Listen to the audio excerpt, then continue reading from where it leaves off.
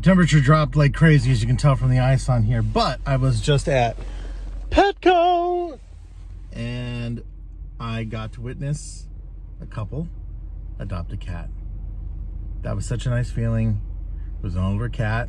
I think he was 7, and I think he hit the jackpot because while they were there, they bought a little cat carrier to take him in, and they had a bunch of toys, and they bought a bunch of food, which thankfully there was a bunch of stuff on sale, so they made off like a bandit.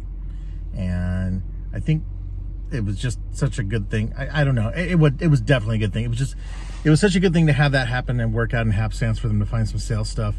And I that's just a great way. I mean, there was a lot of stuff this morning I'll talk about later in the video. Just stuff online just kind of put me in a weird headspace. And then I saw this, I was like, oh man, that's really good. I'm happy for the 3 of them. It was wonderful.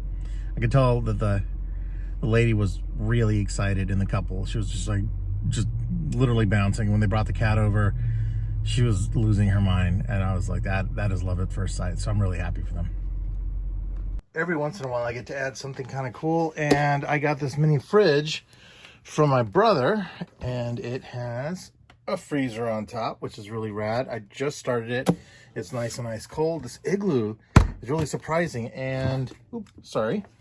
My kitty got in the way. I have a refrigeration area, so I'm going to be putting some fruits and some stuff down here. This is nice just to have something to have down here. Probably even keep some cat food isolated in here. And it's got a drink holder. I think a 2-liter can go in. This is pretty standard, but I think these things normally go for around $200-300. I always wanted to get one, but one of the smaller ones. And this is like a full-size fridge for the studio, which I'm just ecstatic about. Sorry, I just wanted to brag. I rarely get a chance to really do that sort of thing, but I thought this was really cool. But of course, topped it off with my new robot co-op magnet. So as far as themes, I didn't have a whole bunch that I was going to be focusing on. It took me a while. I had to meditate for a bit, had to chill for a little while, had to get out, wandered around, some retail spaces and just thought and went through things. And, I appreciate those of you that were saying, don't sweat, the whole thing that happened with not being able to, catch up to that couple and, pay for their groceries. I can't help it. It's one of those things where maybe some of this goes back to when I was a Boy Scout, do a good turn daily, that sort of a thing. And, that's intrinsically part of who I am. Even if I had not been in Scouts, I think, and I want to believe that would have been something that I absolutely would have done. So what I was talking about earlier, as far as the kind of weird stuff was, when I got up this morning, I'm in a weird habit where I've got to stop this, and starting today or tomorrow morning, that is, I am absolutely freaking doing this. I woke up and the first thing I did was, I was kind of because I always have this, I have this thing that I do every morning. First thing I do every single morning, I wake up and I'm grateful that I woke up. That sounds crazy, but that is the first thing. I learned that a while back. If you wake up and the first thing you do is be thankful in the morning for the things you have. Well, I woke up, I'm alive, I'm breathing, I'm fairly okay, I'm healthy for the most part. Things like that.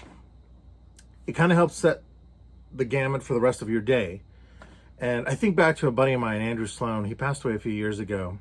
He had this piece of paper that he'd always put on his mirror. So every single time he went to the restroom or went to the bathroom, when he was washing his hands and getting ready in the morning, he could look up at this piece of paper he had. And I really wish I'd kept the original that he'd given me.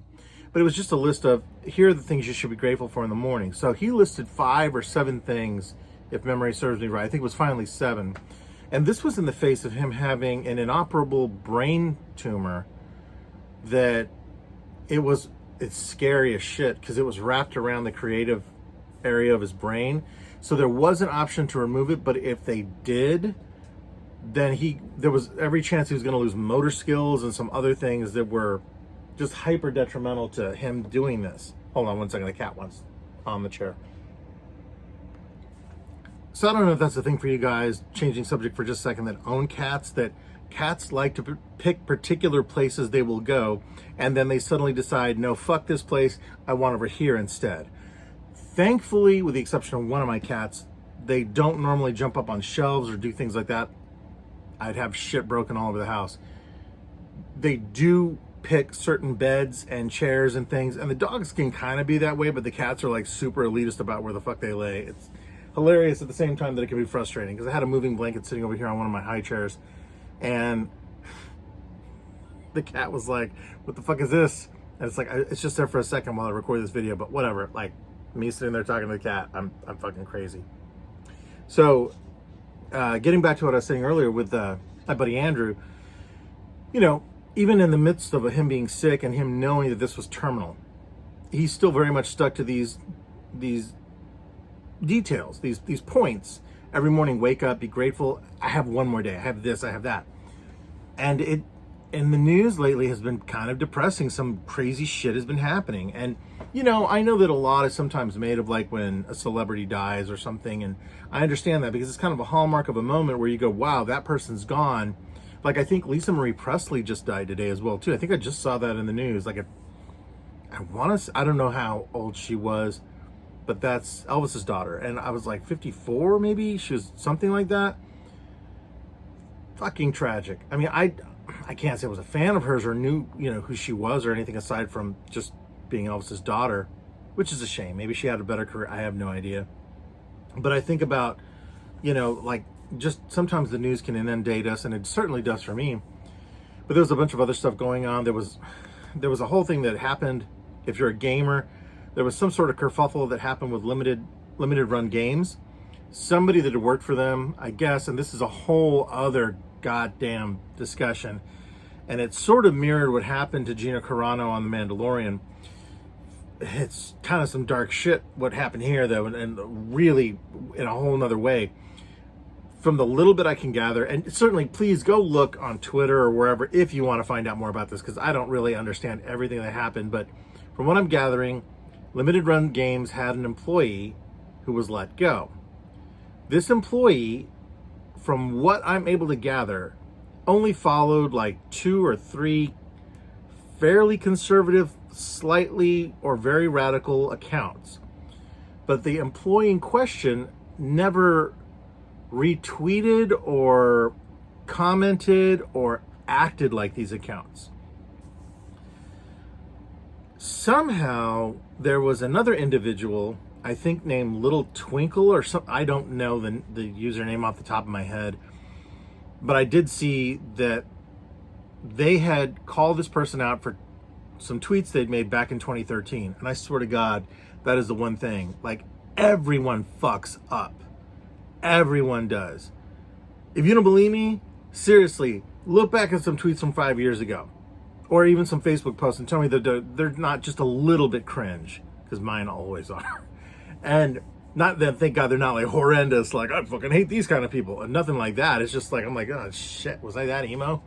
And what happened, from what I can gather, is this person evidently found out that the employee from Limited Run Games was following these accounts and had tweeted something about them, something along that line. I'm not sure what, because I couldn't find those tweets either.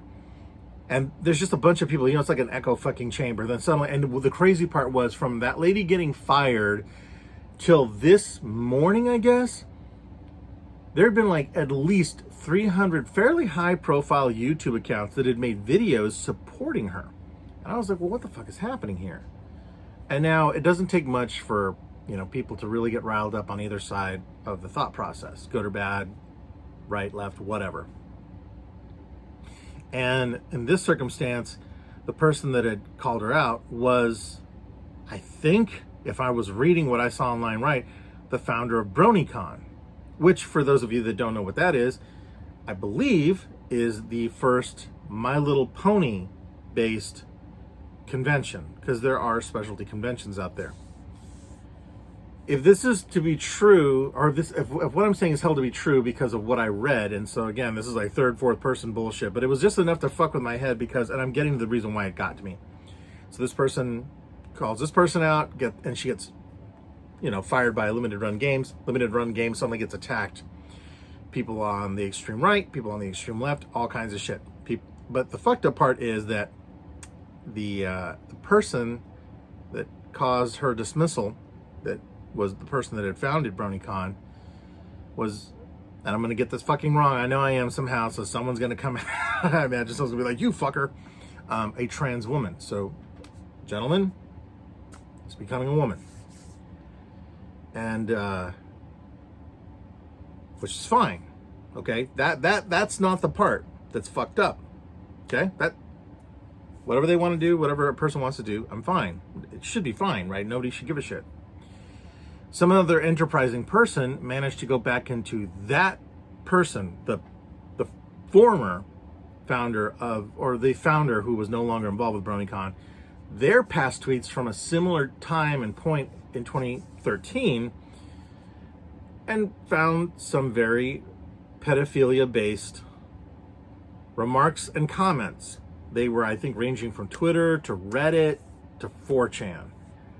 Same fucking user handle, verified accounts from what it was a fucking shit show. Now, do I give two shits about that person? No. Did I know about the person from Limited Run Games? No. Do I buy games from Limited Run Games? I do. I'm doing my due diligence to figure out what the fuck, if I'm going to support that company or what's happening. Because I don't give two shits really about all that. What I care about is the sudden rise of people on the right that were like, and this is why I can't stand trans people, because they're all fucking pedophiles. It's amazing that it takes one individual to drown out a shitload of people, depending on who's doing the arguing. I've seen it on both sides to some degree. It really seems to echo over on the right side. And again, I'm not apolitical by my own merit. I am staunchly in the middle, and a lot of people would call that a fucking shitty move. Like, you can't be a centrist. I can be whatever the fuck I want. I don't want to be insane, and I want to have some sanity in how the fuck I'm thinking about things.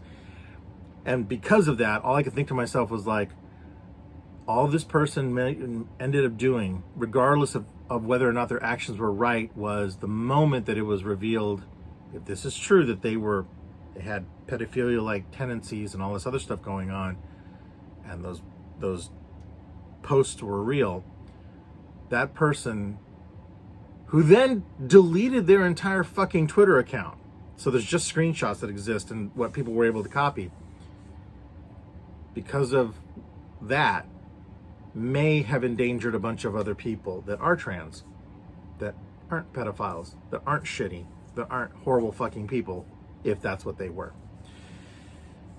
And that's the kind of news I don't like really waking up to, you know? I'm like, fuck. And then so I thought, okay, there's only so much I can deal with. And it's not like I'm running away from it or anything. I was like, what the fuck, man? Like, trying to stay much more happy and trying to stay in the zone with my creativity. And, I understand there's problems, but at the same time, I have to function and get work done. So I thought, you know what? I'm going to go to TikTok. Usually there's some funny shit. I've trained my For You page to, like, scroll pretty good. First fucking video is this dude I don't recognize, but he looks sort of vaguely familiar to me.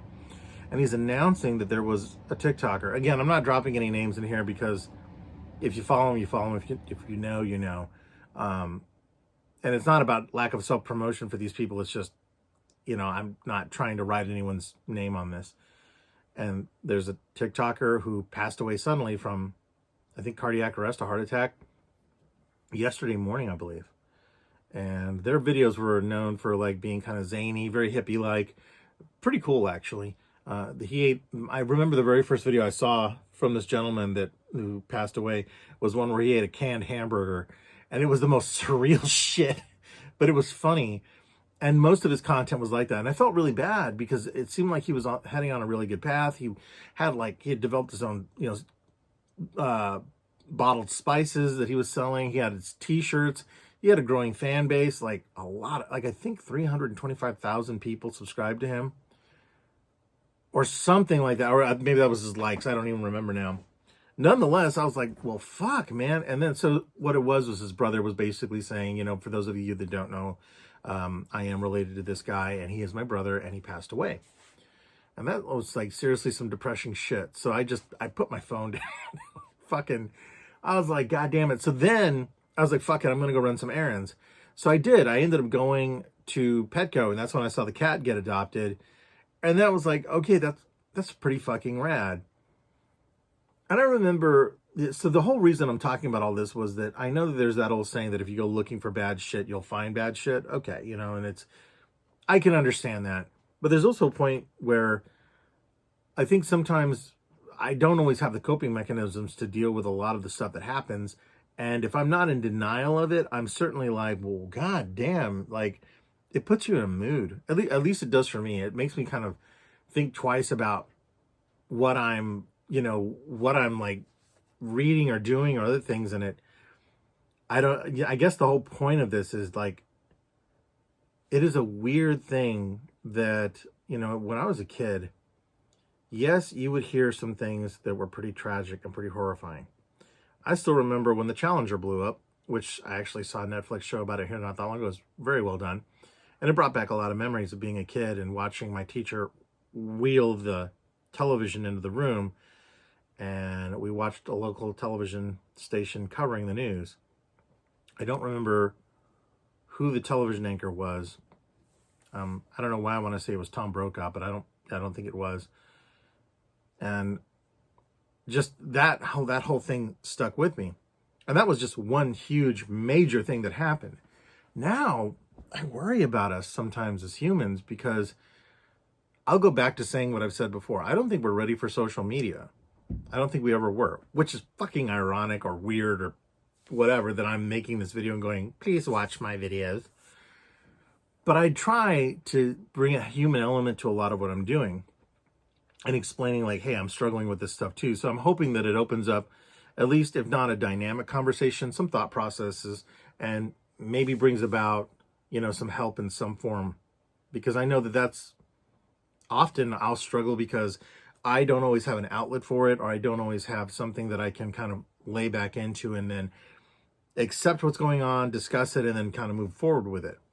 And social media literally is like drinking from a fire hydrant, a broken one. So yeah, it's really weird. But for the good thing was, for the rest of the day, it went pretty good. I managed to get, the refrigerator I just showed you guys set up, and I'm super excited about that.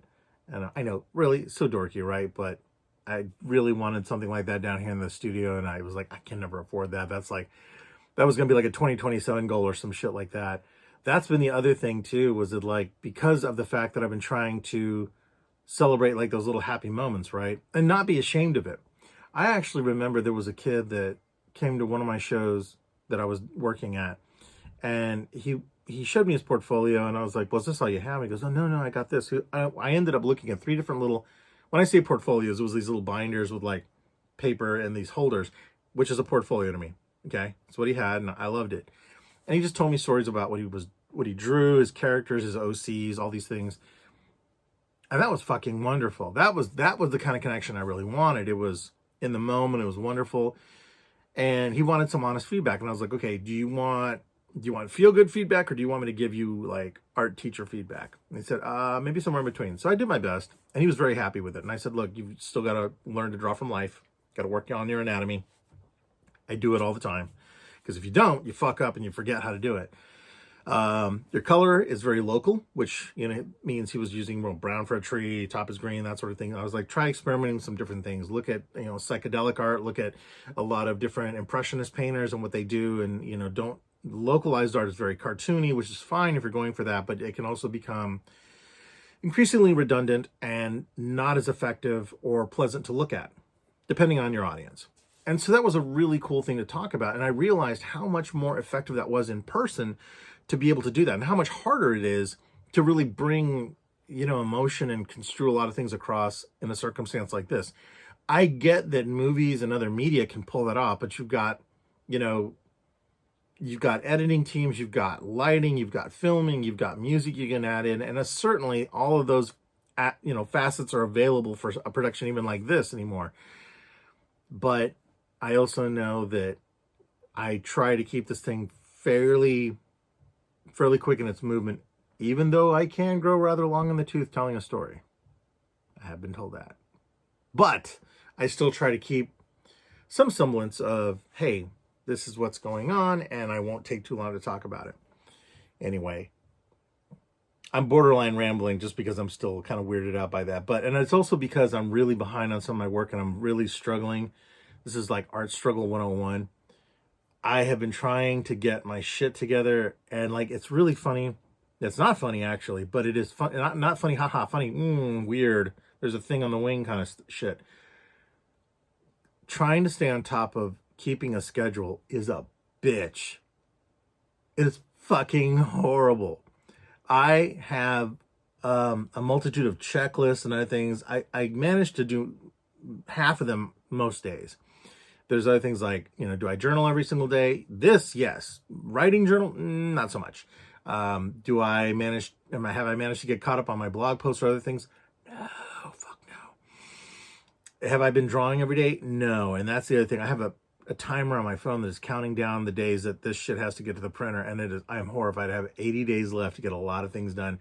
And I've got some other projects that popped up, that I'm going to be doing some people that I'm like, oh, fuck, how am I putting that in there? I want to do them.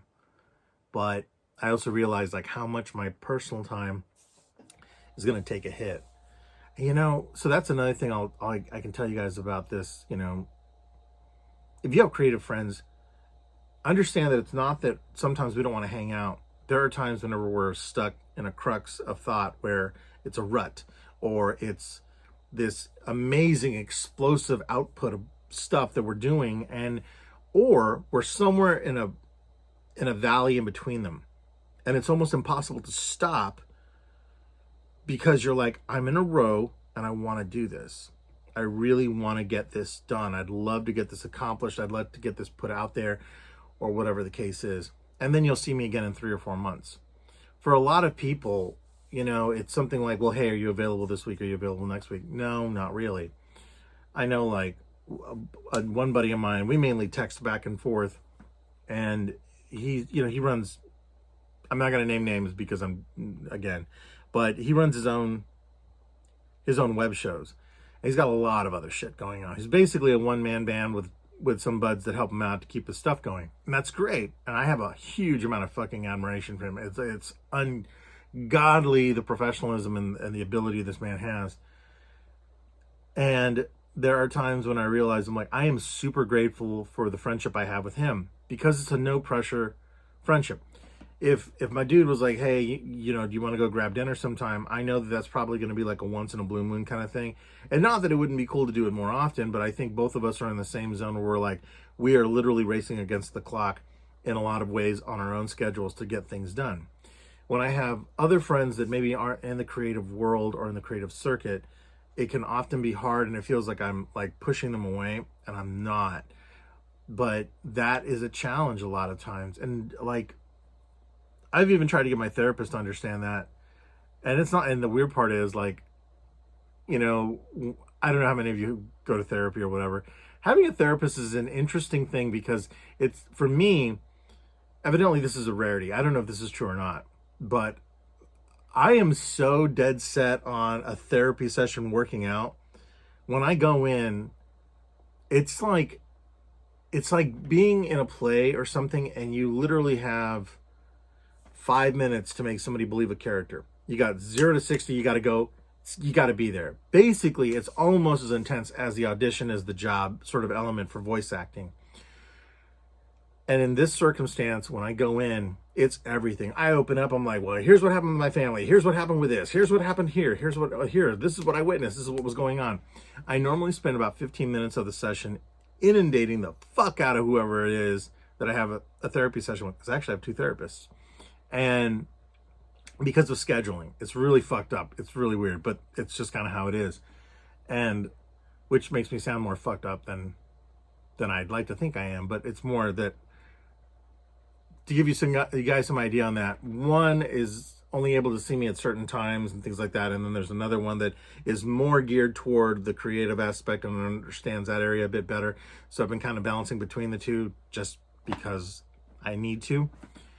And when that happens, I often think to myself, like, that's a circumstance where when I go into it, I go in so fast with whichever therapist I have that I'm just spilling everything out because I'm like, here, I'm giving you 15 to 30 minutes worth of shit. Now give me 30 minutes worth of feedback so that I can have something to balance over the next week or so until my next session with whoever the fuck I have it with. And it has been a challenge. I didn't always have 2 therapists. The one that that I used to go to had some openings, and I was like, well, whenever there's time that I really need something or an emergency, then I can go to them. And the other one is more my regular one, so they're the ones that I'm just kind of working through all the other stuff with. It's not perfect. It really isn't. And there are times when I'm like, am I really fucked up? Like, I got 2 fucking therapists, man.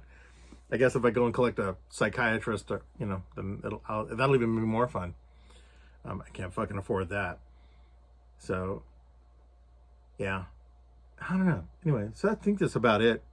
Yeah. Today's been otherwise really, really quiet, really which I'll take that. There are times when I'm like, I used to be, this is something I will say that is true. If you can take the time, if you're somebody who's really high end stressed, like I was for a long time, even if you do have a high need job, or you have somebody who is on your team that is just like fucking crazy or annoying or something like that, I want to pass this along to you, because I didn't believe it for a long time.